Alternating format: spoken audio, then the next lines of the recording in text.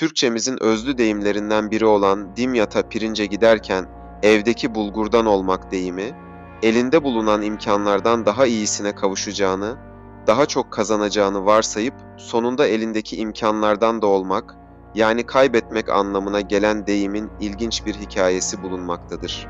Tarihsel rivayetlere göre dimyata pirince giderken evdeki bulgurdan olmak, deyimi ile ilgili 2 adet hikaye bulunmaktadır.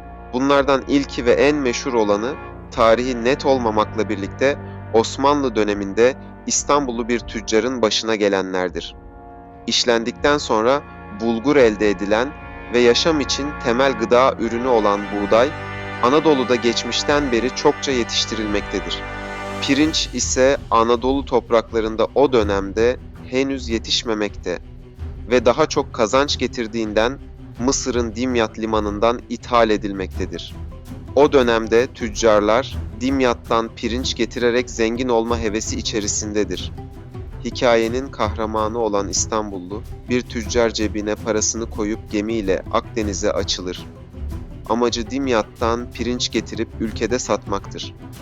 Ancak gemi Akdeniz'e açıldığında korsanlar tarafından yağmalanır ve hikayemizin kahramanı olan tüccar beş parasız ortada kalır. Güç bela İstanbul'a dönen tüccar neredeyse iflas etme noktasına gelir ve son çare olarak memleketi olan Konya'nın Karaman ilçesine döner.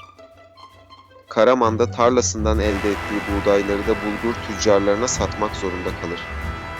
Kış geldiğinde ev ahalisi ile buğdaysız, bulgursuz kalır ve kendisine sorulduğunda da Dimyat'a pirince giderken evdeki bulgurdan olduk sözünü söylemesi üzerine bu deyimin Türkçemize yerleştiği ileri sürülmektedir.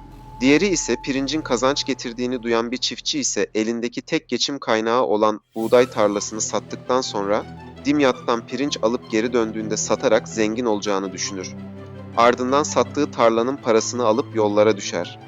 Ticaret için çıktığı gemi korsanlar tarafından yağmalandığından tarlasını satan çiftçinin de tüm parası elinden alınır. Güç bela beş parasız memleketine döndüğünde ise Dimyat'a pirince giderken eldeki bulgurdan olduk der. İşte atalarımızdan bugüne kadar söylene söylene günümüze kadar gelen bu söz, daha fazlasını kazanmayı umarken elindeki imkanlardan olmak anlamına gelen bir deyim olarak dilimize yerleşmiştir. Dimyat nerededir derseniz, bugün Mısır'da Süveyş kanalının ağzında bulunan önemli bir ticaret limanıdır. Dimyat, tarih boyunca yine Akdeniz'e açılan önemli kapılardan biri olmuştur. Öyle ki özellikle Orta Çağ Avrupa'sında Haçlı seferleri sırasında Kudüs'e saldırmak isteyen Haçlıların ikmal yaptığı ve askerlerini Asya'ya ilk indirdikleri önemli noktalardan biri olmuştur.